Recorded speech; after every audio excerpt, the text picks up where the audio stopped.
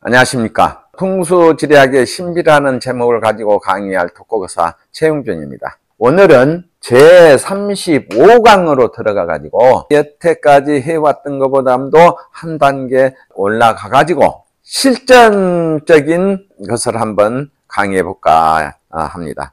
그러기 전에 여러분들이 산이라는 것은 어떻게 생겼으며 어떤 곳에서 용이 내려오고 또 어떤 곳에서 박한을 하고 어떤 곳에서 맥으로 변동을 하고 입수는 보이지 않게 들어오기 때문에 그 입수 찾는 것이 무진장 어렵습니다. 북에서 계륜오고 올라와서 혈조로 들어오는 것이 입수, 이 정도는 여러분들이 기가 막히게 다 잘 아십니다. 그러나 맥이 계린을 해가지고 입수로 고개를 쳐들고 들어올라 하는 곳에서 정확하게 돼야 자양이 나오고 혈심이 나오고 천간이 나오고 망인과 합을 붙여줄 수가 있어요. 이렇게 중요한 것입니다. 그런데 그냥 입수가 무슨 입수 이런 식으로만 해가지고는 감을 잡을 수가 없어요. 첫째 용이라는 것은 간단하죠. 출렁출렁하고 내려오는 것이 용이고, 내세라고도 합니다. 용보고. 그 용의 내세는 어떻게 되느냐, 용이 혈처로 들어오는 흔적을 가지고 올내자 내세라고 그렇습니다. 내세라는 것은 어디까지가 용이고 어디까지가 맥이고 어디까지가 입수고 단 이 점이 있어요. 대간룡에서 나오는 입수는 혈처 뒤 입수 1절에서부터 3, 4절까지가 입수가 되어버립니다. 그런데 그런 것은 대혈이고요. 보통적으로 혈은 맥기봉에서 맥이 나온다. 이게 아주 중요해요. 맥기봉에서 무슨 맥으로 나온다 하는 것은 용의 출신처보다도 맥기의 출신처가 중요하다고 그랬죠. 엄청나게 중요합니다. 용의 출신처는 내려오고 이쪽 저쪽에다 가다 다른 곳에다도 혈도 맺고 그래요. 그러나 맥의 출신처는 단 하나 오로지 그 혈을 맺기 위해서 출신하는 것이 맥기의 출신처, 이렇게 이해하시면 되겠습니다. 그러면 맥기의 출신처는 뭐이냐? 맥기봉이에요. 사람들이 저거는 주산이요 무엇이요 이런 까마득한 학술적인 책만 읽은 사람들은 혈처 뒤에 있는 게 주산이고 현무고 이래버려요. 그러나 이것을 한 단계 뛰어넘어 가가지고 주산은 따로 있습니다. 현무도 따로 있고, 그런데 혈처 뒤를 보고 현무고 주산 이래버려요. 이거는 대량적인 책에서 그림 그려놓고 주산이고 현무다 해버리는 것이에요. 그러나 정확한 주산은 혈처에서 바로 1절은 입수요, 1절 뒤에는 도두봉이고 도두봉 뒤에 있는 것이 맥기봉입니다. 그 주산하고는 까마득이 멀어버리죠. 그런데 혈처 뒤 산을 갖다가 주산 이래버려요. 다른 분들의 강의를 들어보면서 참 안타깝다, 내 속으로만 그렇습니다. 그러나 나온 책들이 전부 다 그런 식으로 나와버리니까 배운 사람들이 그렇게 배울 수밖에 없어요. 단 올바른 스승님한테 배웠다 하면은 그런 식으로 절대 안 씁니다. 혈처 뒤가 현무 맞기는 해요. 그러나 현무는 따로 뚝 떨어져 있어요. 어디가 있느냐, 천천히 해드릴 테니까. 혈처는 따로 툭 떨어졌으니까 여러분들이 가서 좋은 묘자리 써졌으면 이게 혈처죠. 이 혈처 뒤에서 결인을 해준 것이 혈처의 결인, 그렇습니다. 그러면 혈처의 결인에 무슨 몇 잡하면 무슨 흙이 나오고 몇 잡하면 무슨 돌이 나오고 무슨 모래가 나온다, 오색 황사가 나온다, 삼색 황토가 나온다, 이것을 간단합니다. 혈처 뒤에 있는 결인처에 돌이 적어도 땅에 묻혀서 흔들리지 않으면은 혈처에서 석박이 나옵니다. 바위 틈에서 혈을 맺는다, 그 말이에요. 또 거기를 파보면은, 깊이 파면 손상이 되니까 절대 못 써요. 거기를 파보면은 무슨 흙이 나와요. 그러면 혈처에서도 반드시 거기에 대한 흙이 나옵니다. 이것을 여러분들은 경험을 스스로 한번 해보시기 바랍니다. 그건 백발백중이에요.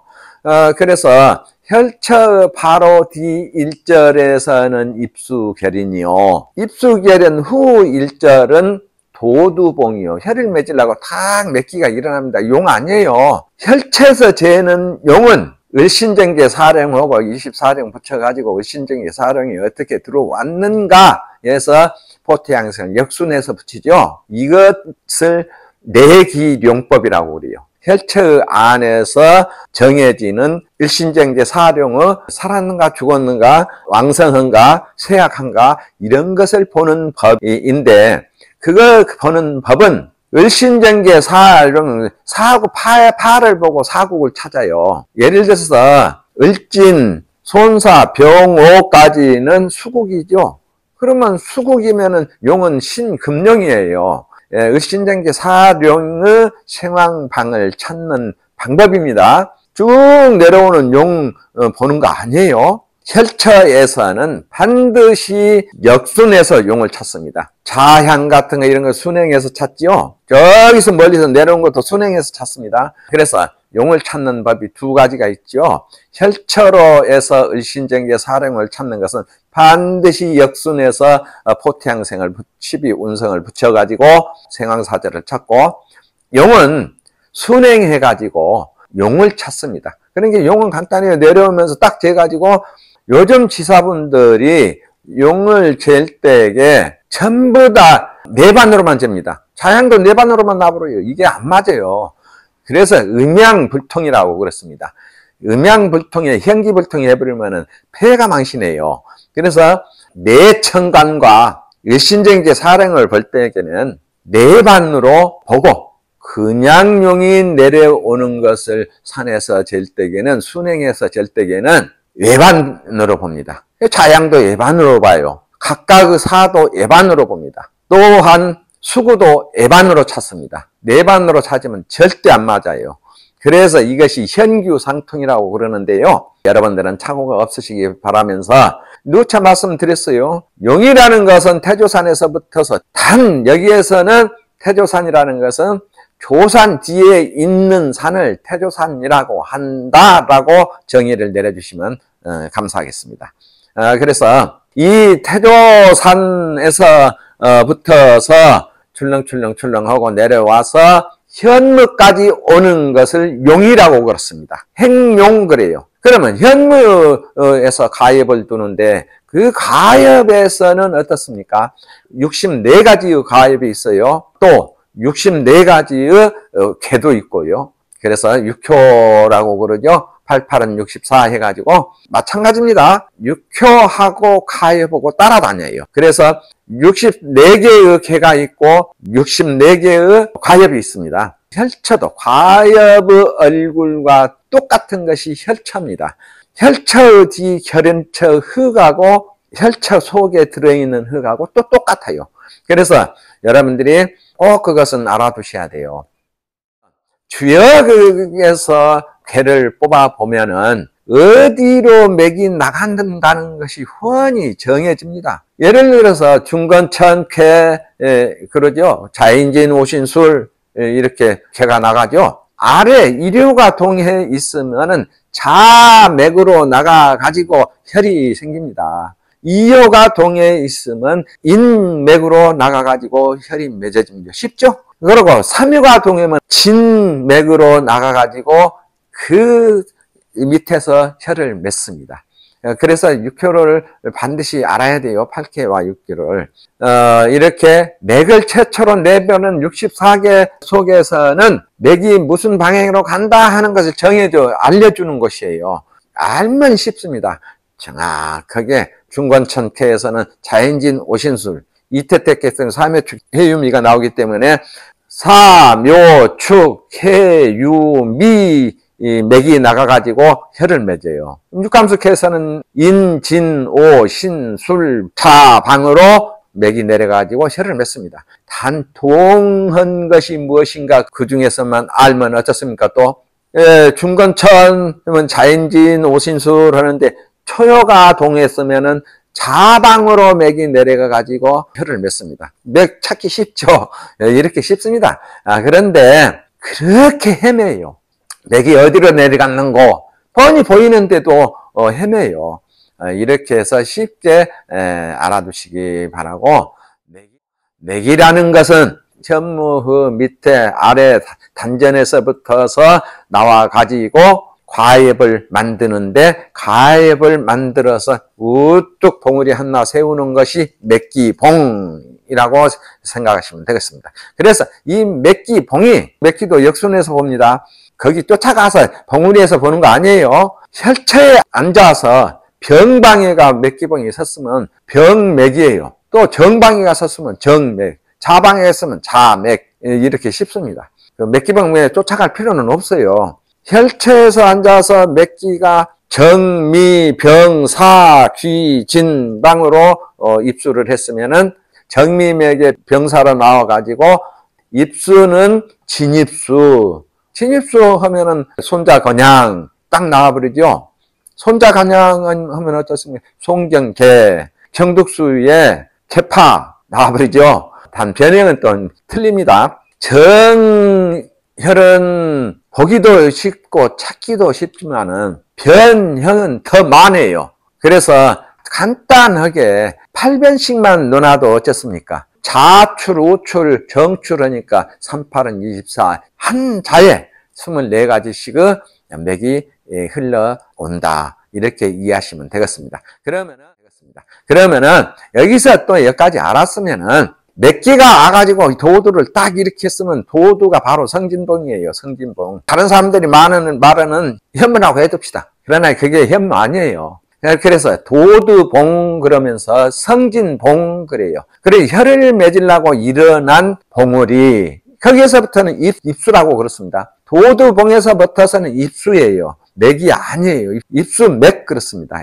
맥은 맥인데 혈처로 들어오고 고개를 들고 들어오기 때문에 입수맥. 그래서 입수맥이 들어와가지고 혈을 만듭니다. 여기에서는 가장 또 중요한 것이 맥이 음으로 들어오면 양혈로 떨어져요. 그러면 그곳은 음양을 어디서 분간을 하느냐? 이게 중요하죠. 훈원에서 혈처 바로 3보, 4보 뒤에 있는 훈원에서 음양이 교체됩니다. 훈원에서 맥이 음으로 돌았으면은 혈은 불과 5보 안에서 혈이 맺는데, 길게 보면은 10보 안에서 맺죠.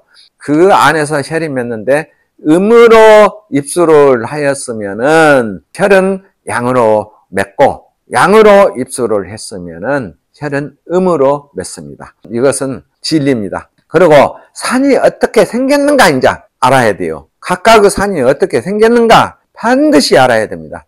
또 산이 음인가 양인가, 용이 음인가 음령인가 양령인가, 저 산이 양인가 음인가, 또는 맥이 음인가 양인가, 혈은 음인가 양인가 알아야 되겠죠. 이거는 기초면서도 고단이에요.